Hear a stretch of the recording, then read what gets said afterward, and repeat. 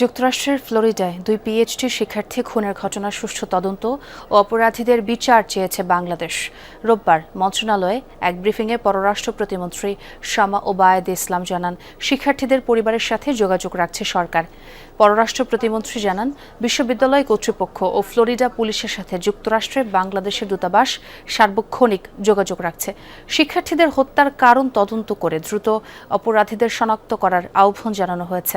এবারের সফরে আফ্রিকার দেশগুলোর সাথে সম্পর্ক উন্নয়নে বেশ অগ্রগতি হয়েছে বলেও জানান তিনি।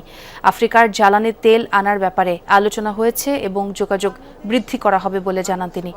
আফ্রিকা কূটনৈতিকভাবে বাংলাদেশের জন্য গুরুত্বপূর্ণ বলেও জানান প্রতিমন্ত্রী। এদিকে বাংলাদেশের জাহাজ ইরানের হরমুজ প্রণালী পার হওয়া নিয়ে তিনি আশা করেন এমভি জয়যাত্রা সহ বাংলাদেশের সব জাহাজই পার হতে পারবে। পক্ষ থেকে আমরা সকল সহযোগিতা করব। আমাদের রিপ্যাট্রিয়েশন ছেলেটাকে ডেড বডি ফিরিয়ে আনার ব্যাপারে তাদের যে অটোপসি করতে হবে, তাদের যে লিগাল কাজগুলো আছে, এগুলো কমপ্লিট হলে আমরা দেখছি যত তাড়াতাড়ি সম্ভব রিপ্যাট্রিয়েশন করবো। প্রবাসী কল্যাণ মন্ত্রণালয় এটাতে সহযোগিতা করছে।